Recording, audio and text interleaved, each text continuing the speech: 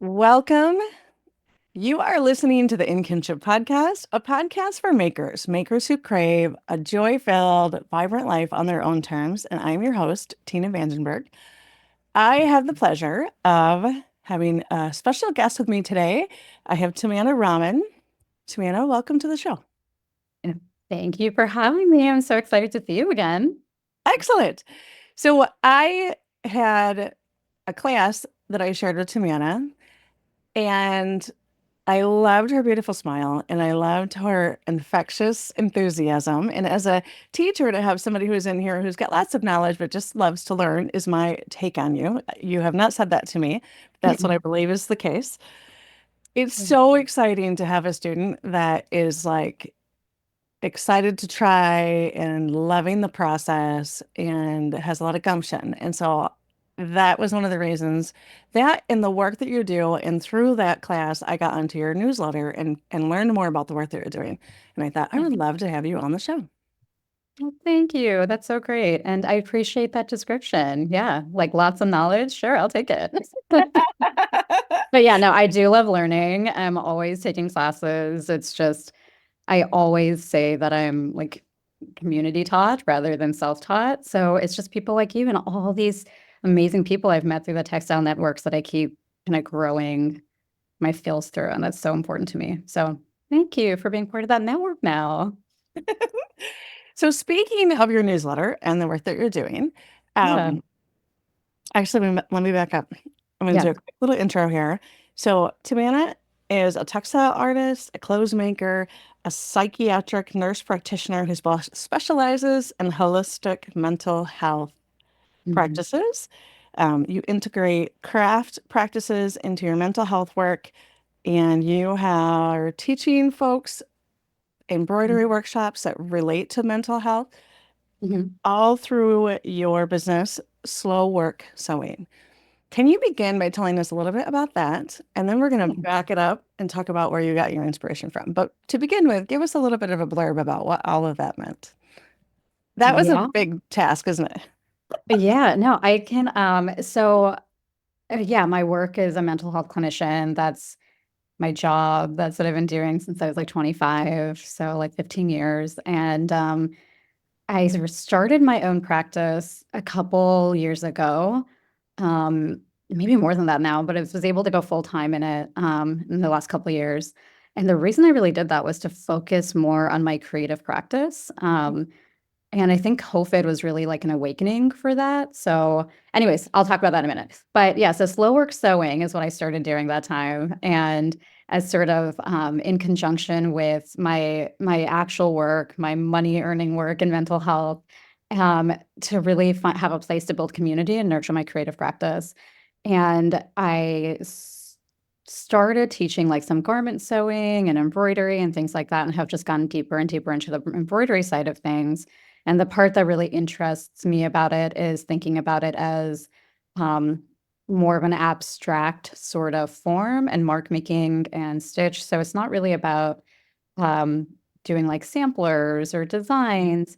It's kind of digging into all the ways that we experience the world um, in the broadest sense and just kind of figuring out like fun, creative, playful ways to like turn that into abstract stitches. So I do various Mm. forms of workshops around that, and that's really the point of slow work sewing. And then I also used to teach some garment sewing, like really basic stuff that was focused more on honoring our bodies. So it's always coming from this sort of perspective of kind of mental health, self-care, translation of like personal experience, narrative work, things like that. Um, yeah, Mm. that's the summary. I love it. You know what? What came to mind when you were talking is I've been personally doing a lot of work on working with my nervous system and Yeah. regulating that and being really present. I mean, this is how this happens, right? Like I've been doing it for probably 20 years, but you're actually coming back to the same topic, but you're just getting into this different layer, this different level of Right. it. Mhm. But when you were talking, one of the beautiful things I've been learning when it comes to nervous system regulation is like to alchemize or to express those emotions that you're feeling or the energy that you're feeling rather than Mhm. having it like, stuck in your armpit or something, wherever it's going to be. Yeah. And so one of the practices is crafting is one of those things because it's such a Yeah. present thing, but Right. also just moving your body. And I thought, as you're talking, I thought, what beautiful synergy between something that is inherently releasing for the things that we're holding on to, Right. but also like going in and like finding ways to like I'm what I'm hearing is like put it right into the fabric and maybe Right. out Like the yourself. content as well as the process. Yeah. Yeah. Yeah, you're exactly right. And I think embroidery is, or like knitting as well, is particularly conducive to that because anything where you have that basically repetitive, rhythmic motion and also like the bilateral use of both of your Right. hands and the hand-eye coordination is kind of uniquely calming for your nervous system. So, um, yeah, it's like having to coordinate all the time between what your two hands are doing to make those marks, the marks that we want to make on the fabric with stitches is is such a like the process of it is so therapeutic, but also then if you're really focused on what is the content that I'm creating, even if you're just doodling with stitches, Yeah. um, it just brings a whole different dimension to it. It's amazing. Wow. Right. I imagine it would just like that synergy I was talking. I imagine it would Yeah. just multiply it however many fold because you'd have so much Yeah. intention into what you're actually placing as well. Yeah. That's Yeah. beautiful. Okay, we're gonna get into more of that later. But Yeah. before we do, take us back to before you don't have to mention this, but before before the Yeah. call started, we were talking about our childhoods and the things that we Yeah. love to do. And we're talking about early internet days, which was super fun Hmm. conversation. Yeah. Anyway, tell us how you have been a maker in your life and who has inspired you. Give us a little of your flow. Yeah. So I think that I was thinking about this because of some of the like prompts you sent me in advance. And I just realized that thinking of myself as a creative has been part of my life basically since I was like the youngest Yeah. like child. And I think it's because it was always part of my home life. Like my dad would very much think of himself as like science focused and mathematical minded, but he was always like reciting Bengali poetry from like memory and like in dramatic, form, whatever, and which I didn't understand at all. But that was like part of the fabric of my life. My mom was always like just sketching, drawing, and all of my early textile stuff was really from my grandma. So she was in Bangladesh, but she would come visit like every year, and I would just have so many memories of her just sitting there, um, like knitting, making crocheting lace, and she would just it was like a party trick or something, though I didn't understand it as such at the time. But she would just make elaborate doilies and lace patterns just from memory, just like sitting there, like and just whip something out and be like, "Here, you want this?" And I'd be like, that's amazing, even as a kid. Yeah. And now I'm like, oh my God, like textile life goals, to ever be able to do something like that. Right. So she taught me to crochet, knit, hand sew. Everyone around me was always like machine sewing because my mom and my all the Bengali aunties would always be like making their clothes and things, which weren't as like readily available as like ready to wear back then in Los Angeles in the like 80s. So yeah, that was like my earliest memories of textile arts for sure. Right. Yeah. That is so much fun. So your mom didn't pick up the textile love. Did she sew it or anything? Textile based? She does not do anything textile based, though her and my dad did make me like a kantha quilt for my birthday a few years ago, which is so sweet because they were watching my like infant child full time at the time. And then they would just like stay up in the evenings, like stitching and stitching and stitching. Um, and the kantha quilt is like a Bangladeshi, like kind of traditional form where you like stitch together layers and layers of old textiles like saris and things like that. Um, Yeah.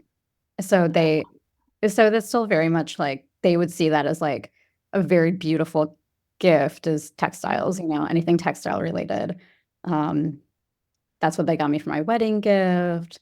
Like that's what they got my mother-in-law as like a token of our wedding was like a kantha quilt from Bangladesh. So um, it's Wow. always been like like that has like had so much power throughout my life is textiles and the value of that as an art. Yeah, and so with kanta, that's how you say that? Kanta? Quilting? Yeah, kantha. Yeah. Kanta? Okay. Um, am I correct in that it's you've got those layers of fabric and then there are lots of little stitches throughout the whole thing, creating like a fabric on its own once you've got all these layers together? Yeah, so there are kind of different ways of thinking about it because a lot of the ones that are very that we really like now in the US and that you see around or in Western cultures are like that really patchwork, like Mhm. roughshod kind of thing, where it's tons of different textures and patterns and things. And that really would have been kind of like the scrappiest version of it that you kind of just are throwing your rags together and like something for use at home and whatever. And the actual like art form version of it is usually more of like a whole cloth quilt with Mhm. very elaborate designs using those same like running stitches. But it's really different than they what we think of when we think of like kantha Mhm. quilts or kantha kind of clothing that you see a lot now that's very fashionable. So Yeah. I think that's like a really Western kind of fetishization of like the like third world art, like I don't know, like it's like the scrappy whatever instead of like the actual high art form of it. Yeah. That we would actually think of like this is what Kantha is. But yeah, so I have some of like a whole range of those things. Right, right. I wonder, I think it's something to do with this we can sort of romanticize, right? That idea, and we have such a fast-paced life now, Yeah, and we have this romantic view of right, somebody's life that is more simple, that right. doesn't have the money for all of these big, large pieces of fabric, whatever. He doesn't have the Yeah, ability to get it, whatever. And so they're there and they're creating something of beauty out of this thing that they have. I think there's such a romantic view to that, and I think it speaks to, in some way, our larger desire to like slow it down. right. Yeah. Yeah, I think there's a duality to it because I 100% kind of connect with that. And I spent a lot of my 20s in a, I don't know, kind of like back to the land sort of aesthetic of like I lived in West Virginia in a farmhouse and I was like gardening and trying to grow all my own food and recycling my gray water, literally composting human waste. Like that is the level to which I took it. So it's Yeah. bizarre that I didn't explore clothes making during that time because I was making my own cheese, making my own bread, churning butter, like all that stuff. So like I totally get that kind of fascination, but I also think there's this flip side of sort of that you can conveniently ignore the poverty and the inequity and the injustice that that's born out of, Yeah. and the role that we many of us in more privileged positions like play in perpetuating that. So I think it's like great to be like, wow, I love your the quilts or whatever, but um, there's tens of thousands of garment workers right now that are being like charged with false charges by these fast fashion companies for like speaking out against conditions in their workplace. So if you're gonna like love our quilts, you should also support our struggles for safe and fair workplace conditions. So I always For kind of sure. try to like pull that in. Yep.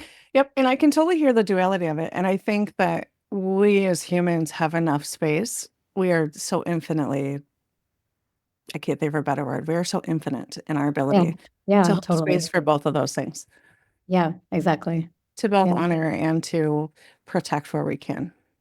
Yeah. And I think that aesthetic and that creative appreciation, like art is like such an entry point for Mhm. kind of building those connections. So it's like maybe that's the first time you became aware of these creative traditions from another place. And if that inspires you to figure out like more, to learn more about that place and what's happening with Mhm. a textile work there, then great.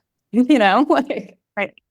that's, Possibility of opening it up to yeah, honoring. yeah, Yeah, 100%. I hear that. I hear that. And I love several years ago, I fell in love with Natalie Channon of Alabama, Shannon. thank you. I'm Yeah. like something Shannon. Yeah. And I devoured all of her books and I sewed many garments by hand and I like to work with knit, so it was also like this perfect marriage for me. And I Yeah. love when you described your parents working together in the evening making this quilt for you, I thought of how she talks about like the family of stitches, right? That go Hmm. together and like Hmm. lines that in there. And I thought I just got shivers. So I wanted to share that. It's really beautiful. Yeah, I've made a few like Alabama Shannon type garments as well. I like got really into it. I printed the stencils, I cut them out of like polyurethane sheets. I Hmm. tried all different ways of like I couldn't get an airbrush gun, but I tried all kinds of ways of like painting the fabric. Like it never came out like the samples, because I just didn't have access to that level of materials and finishes. But it was Yeah. Hmm. like I like it's I learned so much from those processes of applique and reverse applique and Yeah. just all the kinds of different hand embellishment techniques that she teaches. So that was like one of my first introductions to embroidery kind of practice and hand stitching garments because Right. like I was like would never even thought that was a possibility is but Right. it's so easy. I feel like she just Right. was Right. very approachable. Hmm. Um, so I love Completely. it. And I love the texture. So one of the things that I fell so fully in love with is all of the texture that's created. So I loved her tone on tone, Yes. applique and reverse applique as well. As Yeah. I love quiet pattern often Yep. and texture. So yeah. Yeah. Anyways, I have this piece that I just did that's like all just like white punch needle embroidery, but it's all just like different textures. Um, and I'm just getting like more into that because I think early in my creative process, it was very much like just trying to make things that were like really out there or like quirky or like I just made a lot of garments that I would never actually wear. I think every like early garment sewist goes through that phase where they like start buying all these quilting cottons and things with, like cool prints and you can't wear that. I don't know. So there's that, but even in like embroidery and textile work, it took a while to kind of quiet down and find what like really felt like me, which was more that like textural contrast or like really simple shapes. And like part of the courses I teach is very much like stream of consciousness, like go Mm. crazy, like do all this stuff. And so that's like a lot of the workshops. So when I teach the whole course, the last one is all about editing. So it's like, yes, do the stream of consciousness stuff, like make all the marks, but then how do we actually edit that down into something that feels Mm. cohesive and makes a statement and is meaningful and conveys something through rather than all the noise. Right. So that's been something I've been trying to find. Wow. So it's almost like you're taking all of those stitches and you're creating a poem out of them at the end, That's right? yeah, Like that's you're really interesting. Yeah. validating it down. It felt very much like Yeah. reading to me in a way. Yeah. That's Yeah, that is a really I've never thought about it that way. That's a really good insight. Like how that single word, those few words can convey so many layers of meaning and texture. right. Yeah. Yeah. So tell us more, since you mentioned the course, tell us more about the online workshops that you're doing. So it feels like an apropos time for that. And then we'll go back into more of your history. Yeah, I'm planning one for the next year. And again, I know that at the beginning you're like, your business, slow work sewing. And I was like, oh, imposter syndrome. It's so not a business. It's so not like something I try to make money from or even sustain all the time. Sometimes my life is crazy and I'll just forget about slow work sewing for 6 to 8 months. And then I just have some space or a lot of creative energy. And that's the space I'm in right now. So I'm like, I'm going to teach 50 classes next year, but the one that I'm really excited about is reworking the whole narrative embroidery course. Um, so usually that's like a month long. It's like an hour a week or an hour and a half. And we kind of start out with talking about what does narrative embroidery mean. Throughout the process of the course, we create these embroidery journals. So it's really just meant to be the way you would use any journal to sketch your ideas, to process emotions, to think about, to record what happened in your day. So I've kept journals since I was like 5 years old. So I really looked back through all those and I was like, what have Mhm. I used this space for? So we talk about how do you do that in Stitch and how do you keep going with it? And then the second class is history and memory. So we think about ways to kind of dig back into past memories and evoke those things. And um, how do we make visual markers for those things? And throughout the whole course, you're kind of developing your own visual vocabulary because once you are in that daily practice, and that's what I ask of people through the month, like even if it's 5 minutes, just show, just practice and show up because that's how you develop any kind of voice. You'll find yourself being drawn again and again to the same stitches, to the same patterns, to the same repetitions or the same shapes. Um, Right.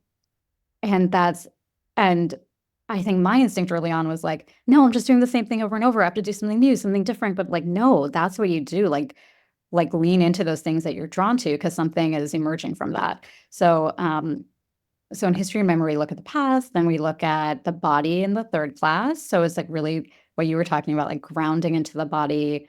That's the class I just taught at Tatter was like that one session was just sensory exercises for like sight, touch, taste, sound, and like doing fun little activities around that. And then the last one is the creative process. And that's the one I was talking about where we're really like editing and we look at a bunch of different artists' work to see what creates, especially multidisciplinary artists. So, like, what creates that cohesive feeling across like a body of work.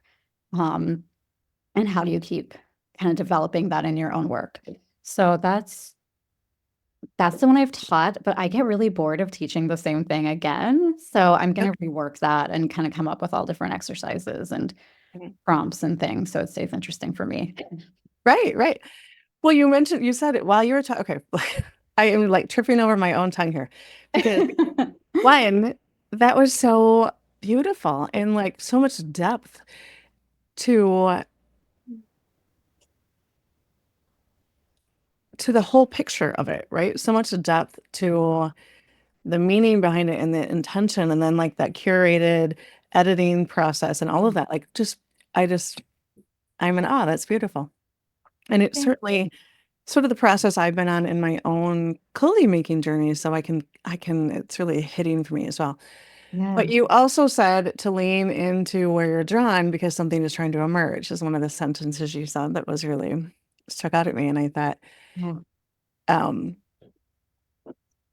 maybe your flow with your business, and I'm going to call it a business, maybe your flow with your business is exactly how it's supposed to be.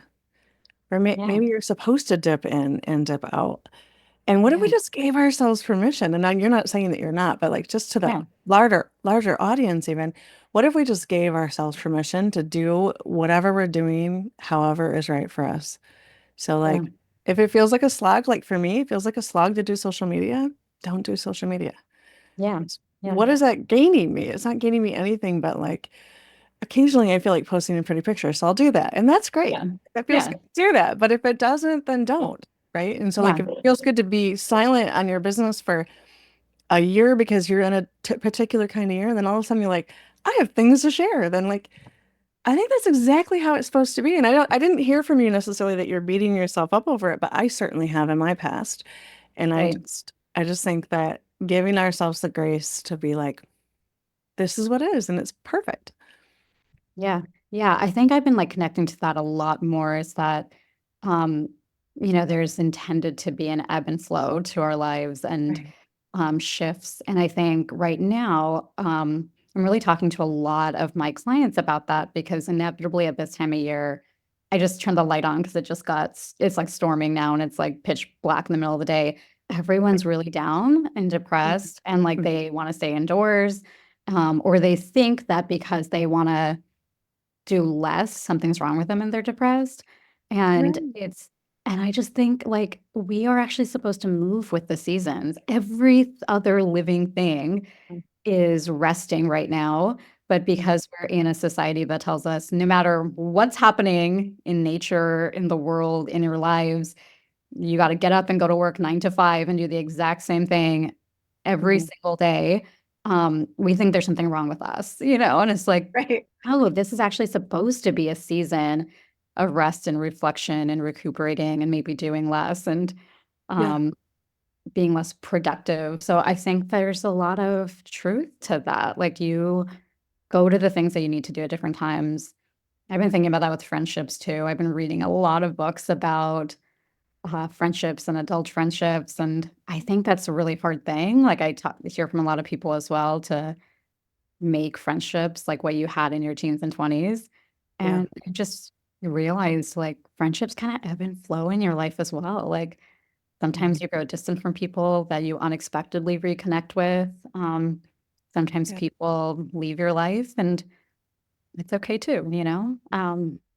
So I've just been making a lot of peace with the ebbs and Yeah. flows and Yeah. um, long breaks from creativity versus Yeah. periods of huge creative energy. It's just how it's supposed to be.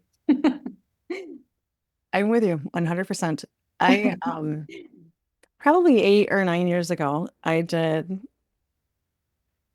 found this woman online, Kate Northrup, in her book Do Less, which is all about really there are lots of parts to it, but one particular heavy vein through it is connecting to our cycles. So not Mm, only just the cycles of nature and the moon yeah, cycles and the wheel of the year and all of that, but also connecting to yeah, our own internal cycles as far as like if you are a menstruating woman, right, you have a particular kind of hormonal cycle and like it really talks yeah, about like tuning into where your days of high energy, where your days of I just want to rest, where your days of like I want to eat everything in the house, like where yeah, those days are and being in and honoring them and being in communion with those days rather than like I shouldn't feel this way. So like this is more information than anybody needs, but like on day 18 and 19 of my cycle, I'm starving. I'm just ravenous. yeah, And as someone who's always had a little more weight than maybe I've wanted, although I really have a lot of body love, so this doesn't generally knock me down, but sometimes it does, right? On day 18 and 19, all of a sudden I want to eat everything. And I'm like, oh no, it always triggers this like, I'm gonna start eating and never stop. And then I'm like, hold on, it's just right, like 18 and 19. right, It's okay. And it will yeah, pass. Like everything, it will pass, you know. And so then now I just honor it and I just eat whatever I want those 2 days because I'm like, this is what my yeah, body wants, just honor it. So anyway. yeah. It's developing that self-knowledge with age too, Mhm.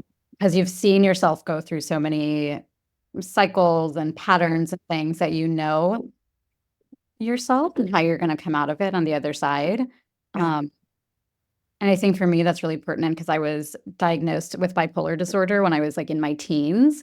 Yeah. And that pattern of having very dramatic cycles was something that was really, really present and also scary through like my teens and 20s. Right. Um, and is not like as much a part of my life now, but I remember being in like a group, like a therapy group when I was in my 20s. Um, with a therapist who was probably like tailor-made for me because he was like really literary and he would just say these things. So I remember something he said that was even when we're not like in an episode, we're tutored by our madness, Yeah. meaning like you kind of learn from those periods, you kind of take on characteristics from those periods.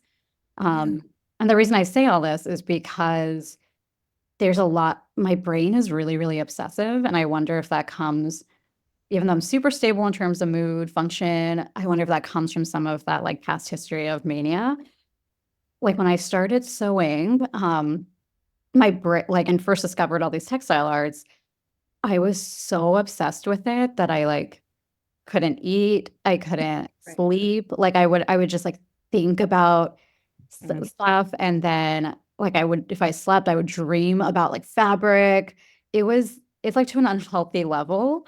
Yeah. Um and it always has a rhythm to it. So first it feels kind of good and like you're high and you're like doing all this stuff. And then it kind of reaches a fever pitch for me where it becomes really uncomfortable and like Yeah. I can't stop it. But then I just like I'm like, okay, because I know I'm gonna come down and it's gonna like balance out. But I had to do that with like many, many things over the last few years, not few years, like a decade. and kind of be fearful of like, oh my God, am I becoming unstable? Like, what's happening? But then I Right. just realized, like, no, this is actually just part of my brain that's probably always going to be here. And I can kind of Mhm. use it to my advantage Yeah. and take what I need from that period when I have this incredibly high energy where I'm going to read 50 books about embroidery at the same time. And like that's, yeah. And it's weirdly like this one hasn't ebbed as much. I mean, I don't have those frenetic things anymore where I can't sleep because I'm like thinking about embroidery, but I still kind of do it like every waking moment of my life. Like Yeah. I wake up in the morning and I read some book about textiles. I'm like, take my daughter to school and I have 10 minutes. I'm just like, okay, I'm like, gonna knit a little bit. And then I'm sitting here waiting to get on the call with you. And I start like sewing a seam real quick, you know? I mean, I see your serger on in the background. So I'm assuming it's like you're just doing the same thing. But it's just like always built into my life, you know? So, anyways, that's a long, kind of Yeah. winded thing of being like cyclical patterns have been very present for me. Um, and I've kind of learned how to use them in my creative process, you know? So it's, Yeah. yeah. And And it's in beautiful. mental health work. Right, Like, right. About right. And the acceptance, right? The acceptance, I mean, and of course you have to develop that trust that it is a cycle. It's going to cycle out to someplace where you're more yeah, comfortable or you're more okay with that. Um, yeah, yeah. but It always comes back down. Mhm. Things I've done always, that before with cooking, baking, permaculture. I got like obsessed with permaculture for a while where my friends like stopped talking to me because they're like, we do not want to hear about like weird vegetable variety, like perennial vegetable varieties. Like, can you talk about anything else? I'm like, I really can't right now because I heard there's like sea kale at this like nursery 2 hours away. I got to drive there this weekend. So I'm like, yeah, it a lot happens during those times. Like, I bet. you I know. bet. I hope it's okay that I find such delight in it. Yeah, I mean, I do too. It's great. It's look at what it is, you know?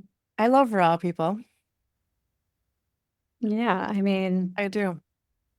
I'm an intense person. That is like Yeah. what, like at our wedding, at all the toasts that people gave, they're like, um, so Brian and Tamanna are both really, really intense. And like everyone just kept using that word.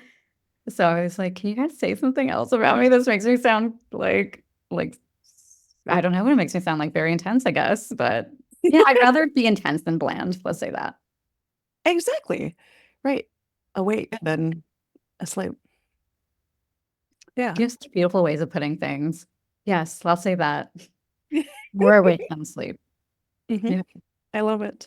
You know, what is so interesting to me as you're talking is I have some similar aspects in that I also get bored if I teach the same thing over and over again. So I have worked in that acceptance of my own business that I have to come to and say, all right, I wanted to have these flagship things that I do that could gain Mhm. some momentum because of things I continue to do, but they have to shift for me. So with these, which is where you and I met, is one of those things I'm so excited for it because I've kept the structure Mhm. and I'm changing the contents as far as the exact thing that we're doing. And it still leaves me so Right. much excitement, which I'm absolutely adoring. So I can completely relate on that Yeah. level of wanting that excitement.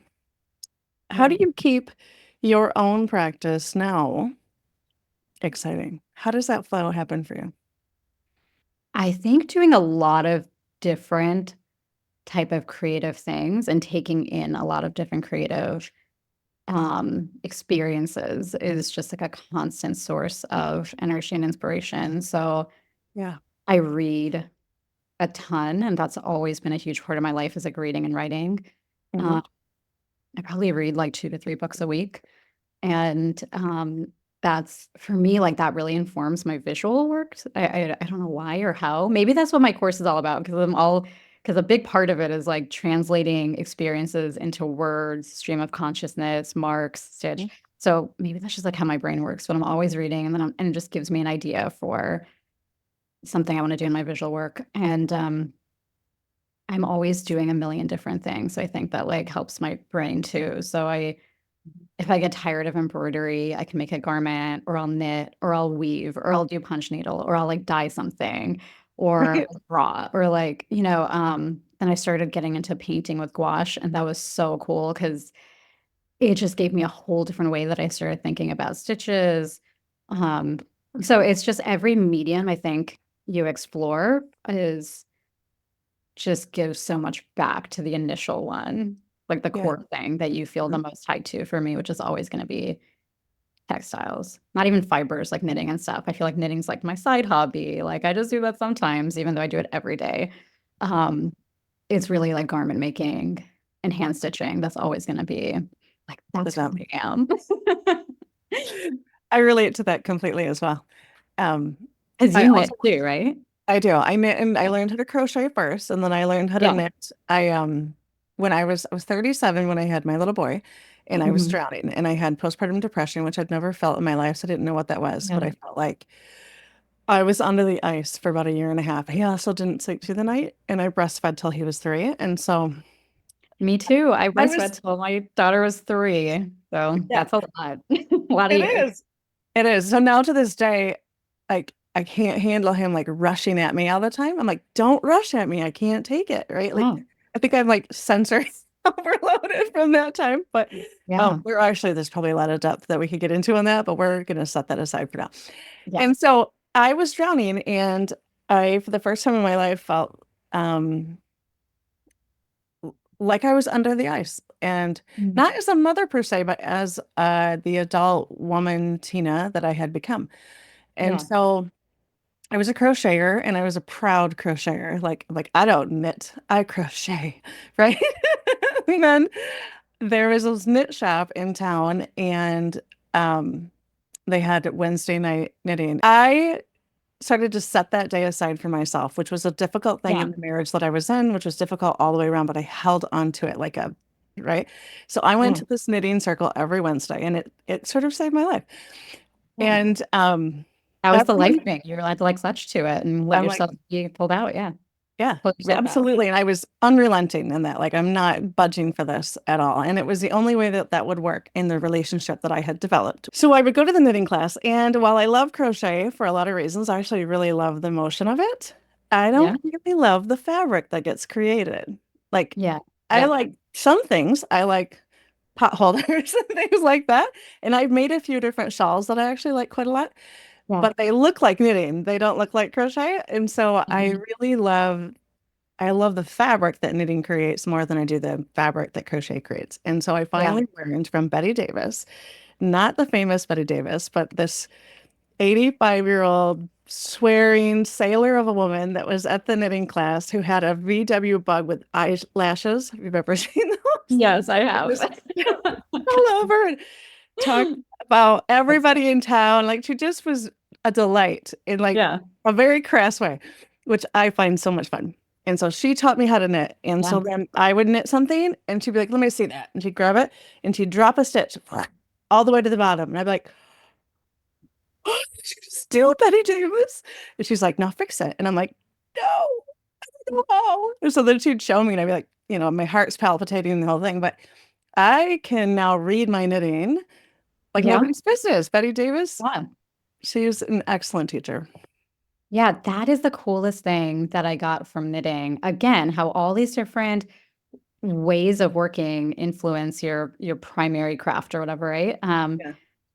Building a fabric, like that idea of making fabric stitch by stitch by stitch is, Right. first of all, so intoxicating to someone that always wants to be like, where did this come from? But how do you get it like back and back and back to the core thing? Right. Right. Like back to the sheep, back to like, can I grow my own cotton and then like spin it? Can I like, that's the level that I want to get to. So Yes. Mhm. just knitting and then understanding how to read fabric, and the infinite things that people came up with to do over the like millennia to do with knitting from one Yeah. piece of string, I know. as far as like just aesthetic components is just so mind-boggling. And so I really love knitting now, even though I will never call myself a knitter. I'm a sewist. Like I just can't be a knitter, but just like you said, Why? I'm Why? crochet. Why can't you be a knitter? Okay, this is gonna be very I know. controversial, so Go I'm just ahead, offend us. Go put it for out it. there. Whatever. It's like I'm gonna put it out there. It's because knitting ladies at knitting stores are always so mean to me. And Mm. like a lot of people that I've talked to since then have had this experience.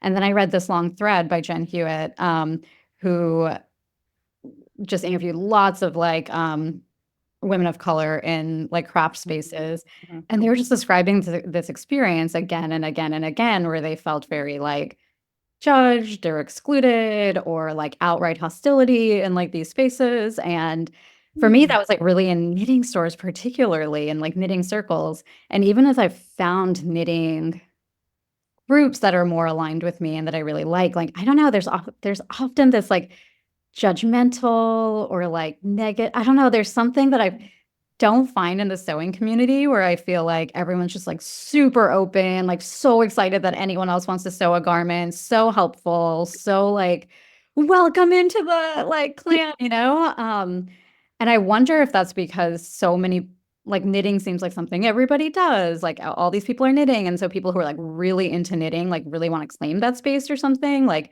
well, you're Huh. not really a knitter. You're just using acrylic from Joann's. Like what, like, I don't know. Like there is so much judgment. And it's like, I don't know. I just don't like that. That's not my like approach or ethos to life. I want to like Yeah. anyways. So I for that reason I have a hard time. Like I never go to my local knitting shop anymore because every time I've been there, they've been so incredibly rude to me, even though I'm buying their really expensive yarn. Um, like the first project I ever did, I was really excited to go in and show it to them.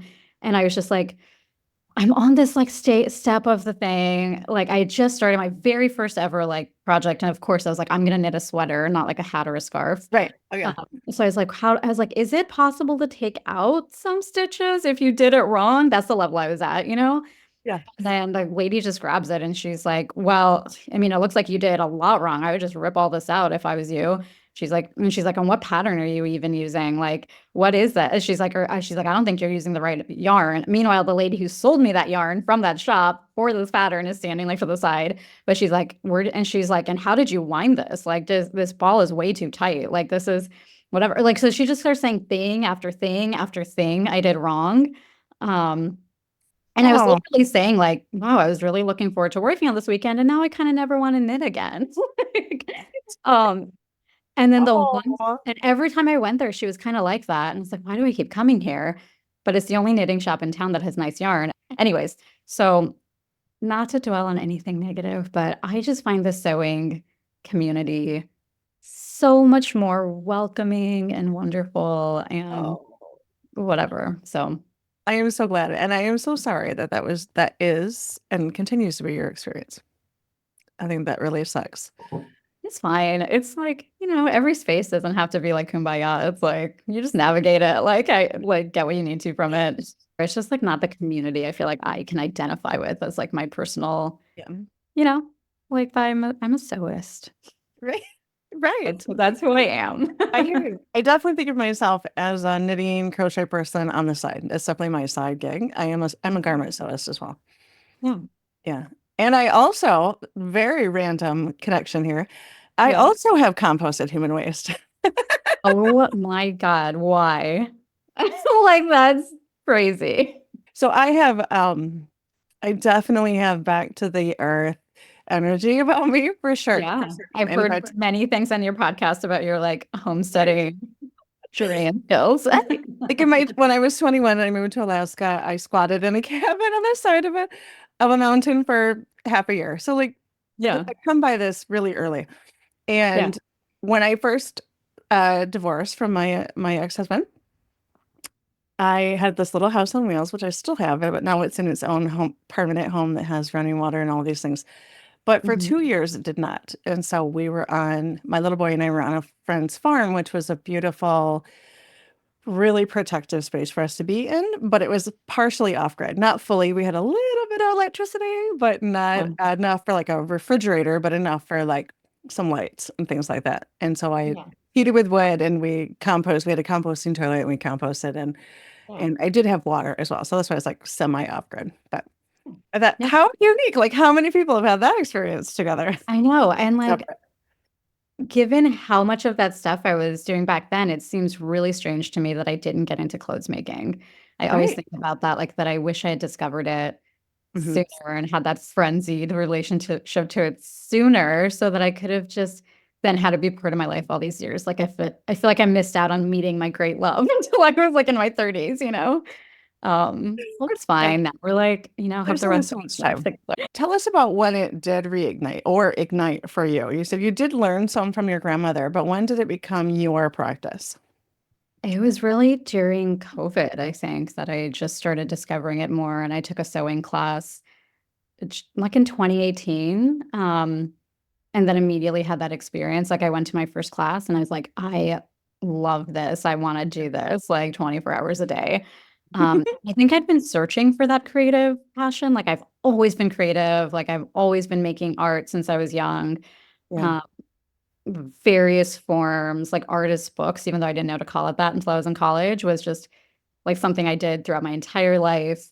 Um, and then I kept like taking classes like ceramics. I took a blacksmithing class and made like a knife. Like I just all these different things trying to find what I don't know, something. And then when I took the sewing class, it was just like it just connected. And then it just kind of grew from there. So I took a long break from the garment sewing part when I was pregnant because I didn't like I was so new to it. There's no way in hell I was gonna be able to make things that were adjustable or fit my Right. body that was changing every few days.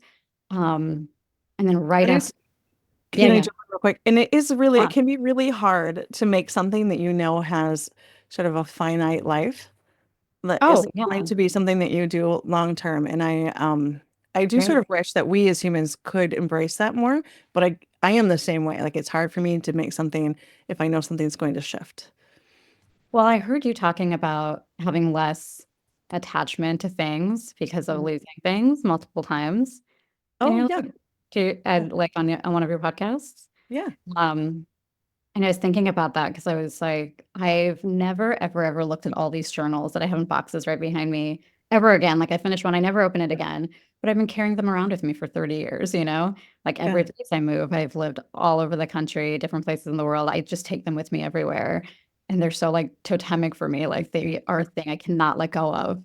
And I'm like, if these burned up, I don't know who I'd be. Like, but anyway, I You've don't already care. assimilated it though. You already are those bugs. Yeah. Yeah. And then I started again during the pandemic, like right after I gave birth to my daughter. Yeah. The pandemic started like a couple of months later. Um, and I think like a lot of people did during that time, it made me really, really realize like, oh, we actually could live differently. Hmm. Um, and that's around the time I started my private practice because I just realized like I don't want to wait until I'm retired or like my life has gone by to be like, oh, now I'll do creative things. Now I'll be an artist. Now I'll explore this other side of my life. I'm like, this is it. This is all I've got. And I don't Right. have to live this way where I spend every single waking moment working to make money or exhausted from working. Um, like, what if I could find a way to just like do as little as I need to do to make the minimum amount of money I can to be Hmm. comfortable and then just spend the rest of my time. Like, what if I could flip that on its head and then just spend the rest of my time, like, making creative work? So I've been working on that for the last, like, 5 years, and I'm finally to that point where, like, it's a really good balance. Yeah. We've, like, really figured out, like, how many patients do I need to see a day or a week, like, down to a science, like, to be able to pay my bills and save a little bit, and the rest of the time, I just do creative stuff. I love it. And like you said, that creative stuff is feeding your practice as well. And Yeah, in so many 100%. ways, not only just for your mental health, but also what you can offer your clients. And I just think um, there's so much beauty to that. I Yeah. earlier you mentioned how you when you read, you get inspiration for all of the things that you are going to create, or you get inspiration for your Mhm. textile work and things like that. And I was Yeah. thinking of, have you ever read Julia Cameron's The Artist's Way? I have. Yeah, I have. And I was thinking about her one of the things that she asks you to do, I don't remember how she calls what she says about it, but I have a frog in my throat too. Sorry about that. Okay. But I was thinking about how she talks about to take yourself on that date, right? Like to get out of your normal routine, and which is what you're Mhm. doing in the form of a book, and to Yeah. experience the world in a different way. And then you've got different perspectives you can bring back Different to what you're lenses. doing. Yeah. Yeah, I just Yeah. thought of that and thought, yeah, that makes a ton of sense. Yeah. Just I have sweeten it this really. small pile of books that and that's one of them. And then Bets Pickens books are like two of them. So I don't know make who that is.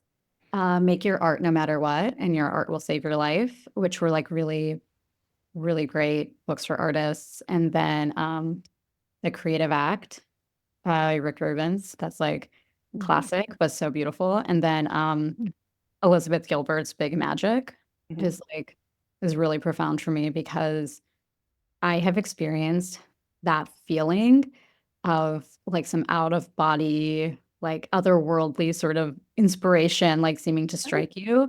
And I have never read a book where that feeling was so like perfectly down to the detail right, described in so many other artists, writers' stories where they also felt that. And I was like, oh my God, maybe this is a thing. Like I just thought that right. was, I mean, I know she describes it as God, which it wouldn't be necessarily my framework, but I've always felt that there'd just be these flashes of something that feel like apart from the self, like from the other realm, the liminal space, like the dream world, whatever that like suddenly strike me. And I'm like, I have to like make this thing or write this thing right now. And I Right. know it's gonna be good.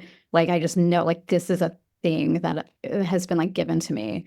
Um, and then Wow. in the creative act, like Rick Rubin's book, like he talks about that too. And I'm like, wow, like all these creative people have experienced this. I love that book. And I love like I have these few books that are like my guides to like artistic. Hmm. Yeah, Yeah. yeah. Oh, and Find Your Artistic Voice by Lisa Congdon. I really like that one too. Oh, very nice. So I've only of those, I've only read The Artist Way and Big Magic, but I also loved, I Mhm. wonder when you talk about the muse or whatever inspiration that's coming to Yeah. you, have you also had, I think what I recall from that book is she talked about that people, if you aren't picking up what the muse is putting down, she'll just go somewhere else and they'll pick it Yeah. up. Like, Yeah. have you had that experience where like you have an idea, but you're just, for whatever reason, you're not in the present moment, you can't handle it, you're not giving yourself the permission, whatever, it shows up somewhere else in the world completed. Have you ever had that happen to you? Yes. Oh my God. It feels so weird to say it. Yeah. I feel like it's like a really woo-woo, like weird thing, like I'm delusional or whatever. Rick Rubin says that too in his book. He's like, if if you don't take that thing that's given to you, it'll find its home somewhere else. And she talks about that a lot.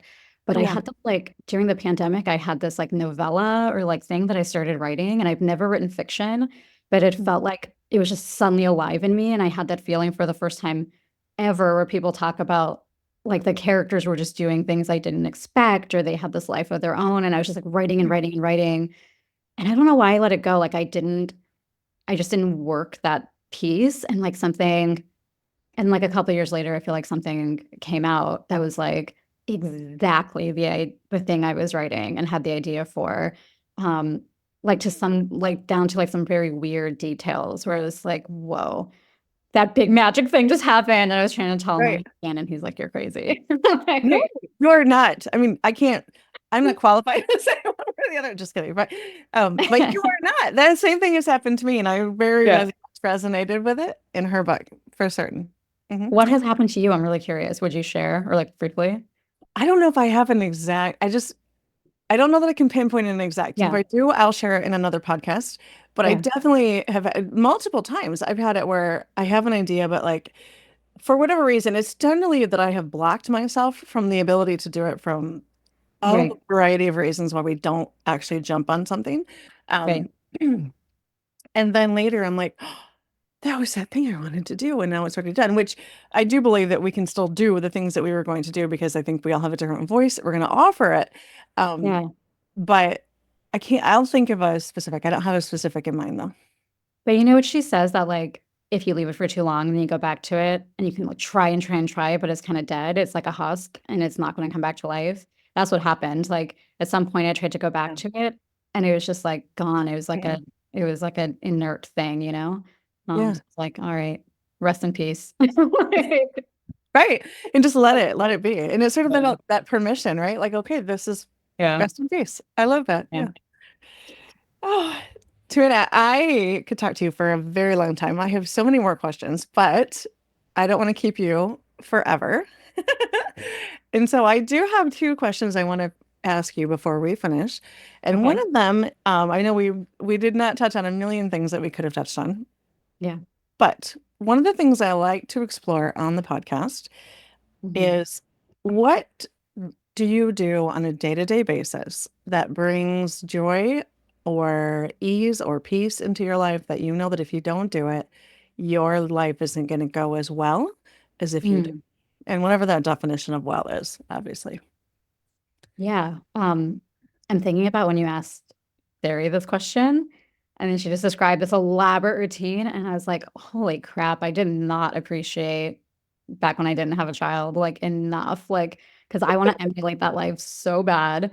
But honestly, for me, okay, wellness is like I have to get enough sleep, or I'll go like I sleep a lot, and I know that I have to do that, and I like force, and I like would not let myself in my 20s because I wanted to do everything, and now I'm like 9 hours of sleep minimum. Like I need that to stay sane. Yeah. Um, I got to take my meds every day. That's like something I have to do, or I'll go Yeah. literally crazy. Well, health. I love Um, you. like it's so basic, you know, like I have to eat, sleep, Hmm. get some kind of like, and I have to do something creative every day. Yeah. Um, and I have to read. If I don't read, I like feel like, um, you know, like weightless in some way. Like I feel like, oh, I'm like just floating away. Like I need to like ground myself and like have that weight of like the examined life or whatever, you know, like, Yeah. and then the joy is just like being with my kid. Like, you know, you get to kind of rediscover the world through someone who is seeing it for the first time and re-examine everything you believe and actual knowledge, like every little tiny thing you know, you're passing on to them. Yeah. So you're relearning those things as well. So that's just that's been such an amazing experience of and joyful experience. Yeah. Yeah. Very nice.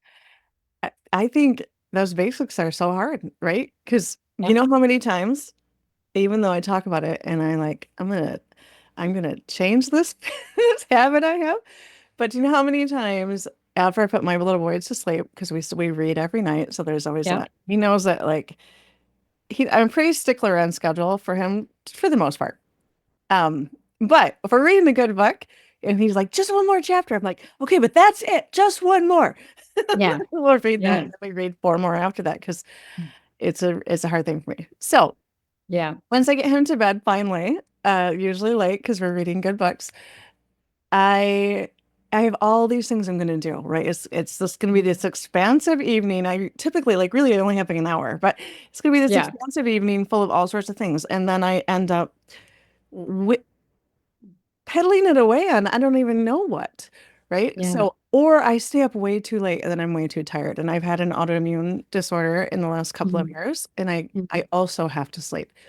I was the mother, the brand new mother who never napped when my child was a tiny infant because I'm like, I gotta do stuff because he's Same. sleeping right Yeah. now. So I have to Yeah. do things, which I think contributed to the postpartum depression, quite honestly. Like Yeah. but it was the autoimmune thing that happened to me that made me realize how vital sleep is.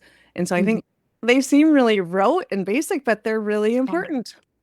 Yeah, those are the things, I mean, those are the things I always talk to all of my patients about, right? Like um, sleep, exercise, nutrition, substances, and stress. Like those are like these five like things. And when you can't control one, like you're a new mom and you can't sleep, or you have a really stressful job and you can't reduce the level of stress, like the more focus we can put on some of those other pillars during those times really help like bolster your wellness.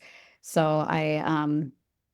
I know that I need to focus on those things. I'm not always great at it, but Right, there are right. some that I like do not let slide. Like for any kind of mood disorder, like sleep is the main regulator of mood. So I know that to be a functioning, stable, healthy adult and partner and mom and professional, like I have to sleep. I just, even if I want to stay up all night and do creative things and be a bohemian, like, nope, I gotta just waste my A most bohemian. sleep, you know?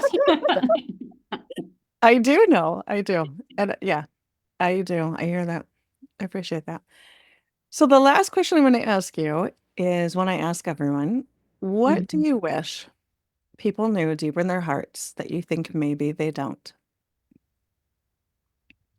I think I touched on this already, but that you do not have to keep living the way that you think you have to live.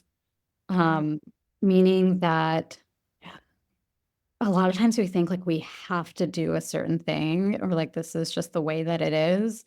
And oftentimes there are so many different things that you could be doing that might mean like radically altering your life in some way or what it looks like. But, um, like like this is it. This is all we have. We can't go back.